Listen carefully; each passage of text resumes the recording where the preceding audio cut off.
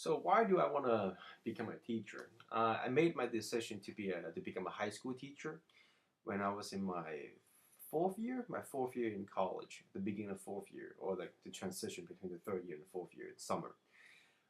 It was a decision after multiple failures, not like getting an F, but not succeeding in the coursework and my research experience in chemistry. So I realized that I'm not really a person who can do well as a chemist to do research, but I can actually teach the general chemistry, the idea behind the chemistry, pretty well to students. So it was a very difficult decision because my mom doesn't didn't like me to be a teacher. She was like, "Oh, you want to be a teacher? You're not gonna make enough money to support your family, to support yourself, blah blah blah." And I was like, "No, because I don't see teachers dying, starving, being homeless. So there must be something going on that can actually support a teacher." So my mom was in tears and she was furious about my change of decision. And I was persistent. I insisted to become a teacher, and I told her that I would be a great teacher. I really love teaching, and this is what I want to do for the rest of my life.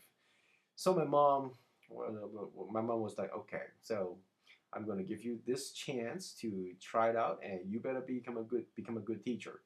You have to be responsible with your own words. I was like, okay, no problem. I would do a great job. So that was the beginning. That was the beginning. And if you want to trace back, like, is there anything that inspired me to become a teacher? I would say in my life I did have some good teachers that really make a big impact in my life. My chemistry teachers in Hong Kong, in the U.S., they were amazing, and they were able to show me the most interesting part of chemistry, and that really got me into chemistry. Why do I want to become a teacher? This is a question I was asked back in 2008 when I was trying to get a job. I was in a career fair, and there was an interviewer interviewing me, and that was my first ever interview that I had, yeah, in the career fair or in my life for like full time job. And that was just an interview that I was trying to practice because that's not really the school district I was intended to that I intended to work for. But things turned out quite amazingly because I was just practicing. I didn't really prepare myself, so I just say whatever I want to say. And that for that question, my answer was, well, why do I want to become a teacher? So I was trying to become a pharmacist. My mom wanted me to become a pharmacist because to be a pharmacist, I could make a lot of money. I don't really like the job nature as a pharmacist. It just doesn't fit me at all. And then I want to become a chemist, and then I found out, well, it's not really working. So I really want to become a teacher. And I would say the very beginning of the teaching experience came to me when I was a freshman in college. I was a tutor, and what I answered.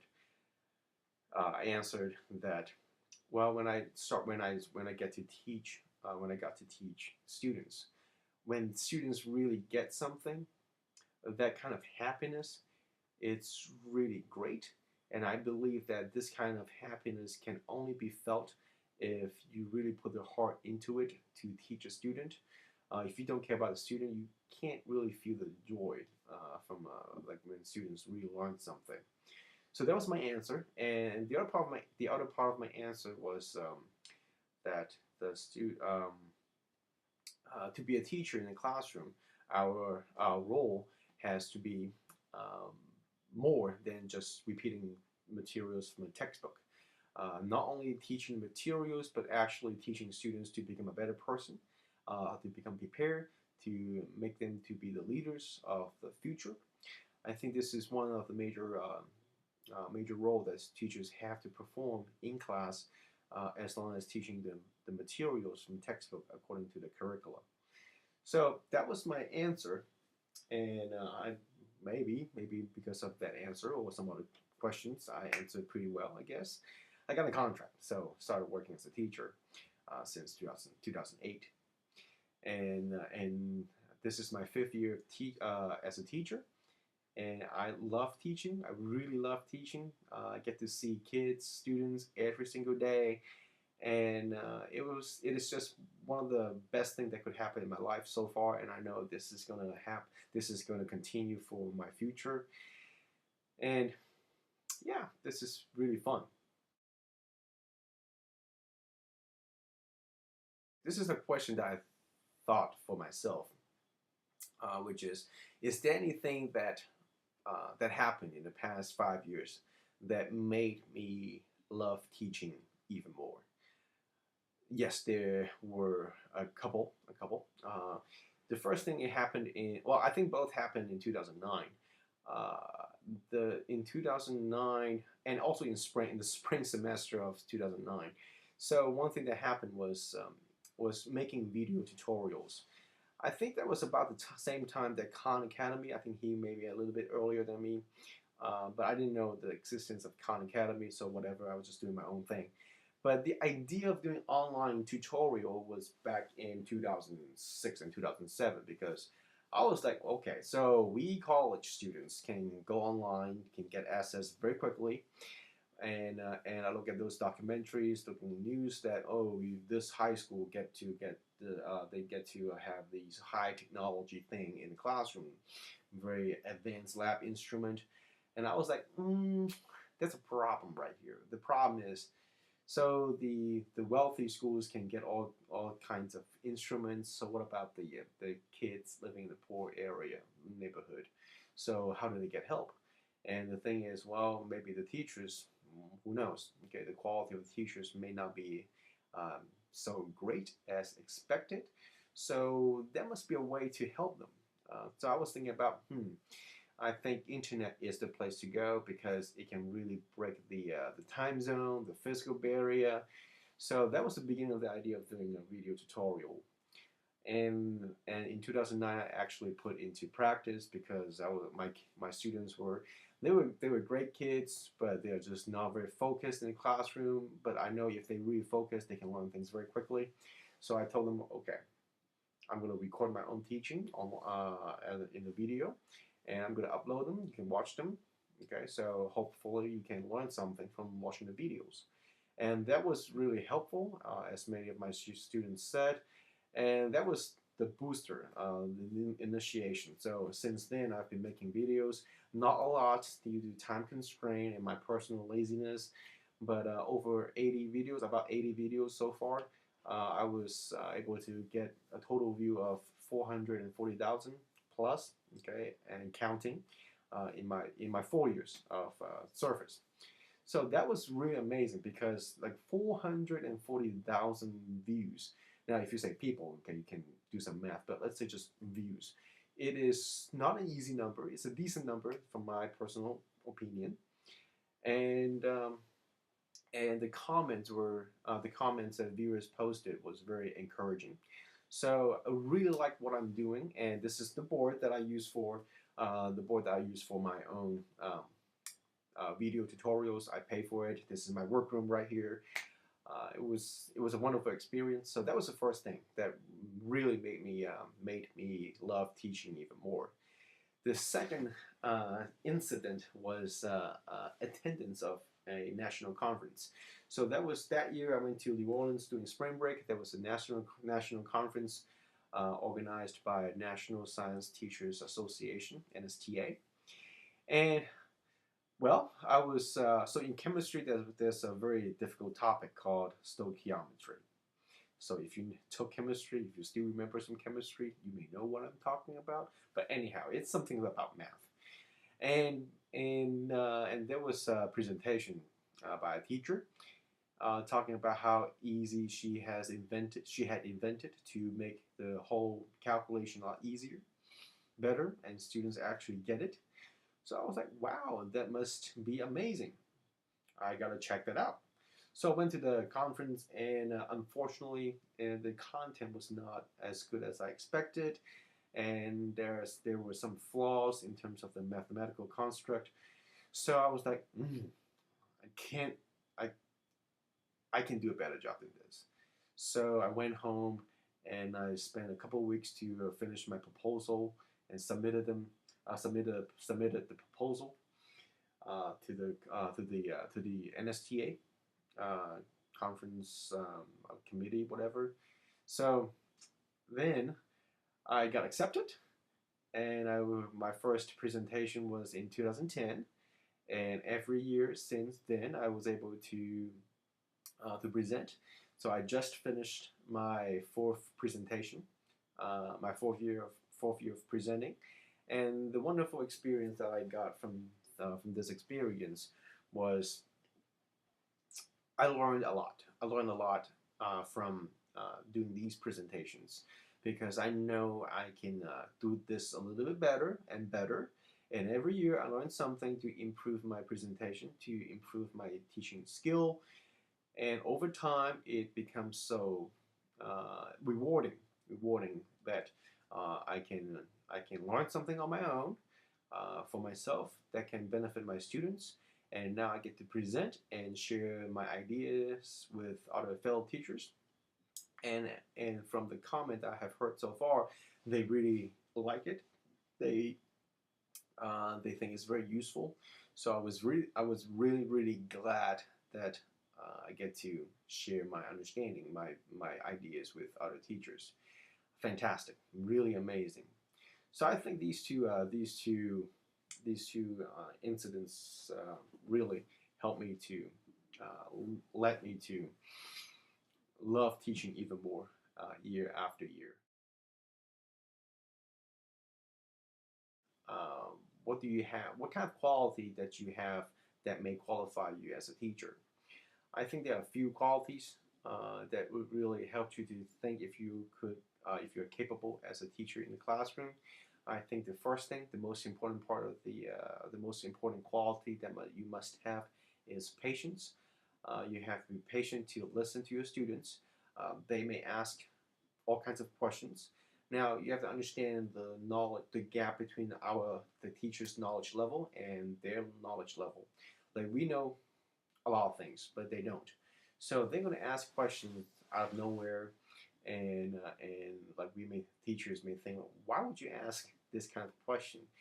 But if you take a little step forward and understand why they ask those questions, it is quite interesting to see what kind of picture they have in their mind. So patience is very important. The second part is your content knowledge.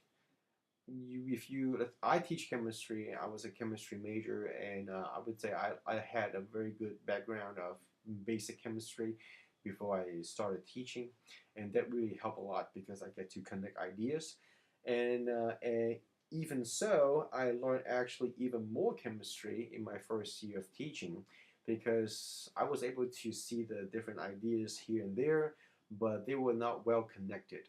But as I teach, I start to see the linkages between the knowledge domains. So I was able to connect them together to build this big picture.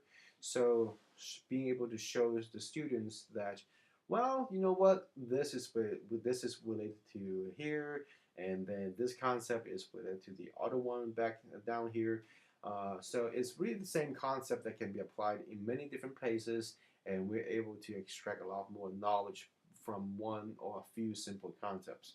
So, and the content knowledge really gives you the flexibility as a teacher so that you can relate so many life lessons, your real life experience to your content. Um, I taught, I'm teaching chemistry, also AP Environmental Science, and I was able to see the other end of the spectrum where when I first taught environmental science, I thought I knew a lot, and the fact is not. Um, I had to learn a lot to become like knowledgeable, to share my understanding with my students, and actually get to see the worst part of teaching because my first year I was really unprepared. My first year of teaching environmental science, which was my third year, I was like, okay, I'm ready for this because I'm the third year teacher. It should not be a problem. I can at least wing something. It did not happen. It was very disappointing. My department head was very disappointed. And I was like, okay, for the next year, I'm going to do this a lot better. I'm going to learn a lot more. And I think the whole personal um, motivation plays a lot in my growth. And now I actually get to appreciate more about biology, which is a big part in environmental science. And biology was the subject that I hated the most in like all the science subjects back in the days. And now I love biology. Like it's just interesting. It's just amazing to say this. I love biology, and I got this feeling when I was young that if you hate something, it's gonna get back to you. Um, it just happens. I don't know why, but it happened to me already. I can totally change the way I think biology. So it was amazing. It was a very amazing experience. And to conclude, I would say, as a teacher, we have to show our students that we we are all learning. Like even teachers are learning every day. We don't know everything. Okay, if you want to compare, I guess the PhD, the doctors, they know way more than what we do. Okay, but we are learning every day, and we have to be a role model of what a learner is. A learner that really consistent to pursue knowledge, not just because of the grade or the test. It's just for our own personal satisfaction, to prepare for a better future. And so that's the most important part like of teaching is to show the connection or somehow convince the students that yeah they are somehow connected. You may not see it now, but if you are patient enough and you have faith in what the teacher is saying, you will see this connection later on in the future. As Steve Jobs said that, well, you cannot connect the dots when you look forward, but when you look backward, you can see how the dots are all connected together. And I really love that quote because that really, um, like I was thinking like this before I even heard that quote, and when I got a chance to to see the quote from Mr. Jobs, I was like, wow, I was pretty good in thinking. I actually thought about similar things um, that Mr. Jobs was thinking. So maybe I'm somewhat of a beginner philosopher. So really love teaching, and I, there are times that you may stumble, but as long as you are persistent and you believe that you can become a better teacher, you will be a better teacher. You will influence others. You will inspire your students. So if you want to become a teacher, go ahead. Uh, if you want to talk, you can always send me a message. So, so thank you for listening to my own expression, my own view on why I teach. So I hope you enjoy my sharing. Bye.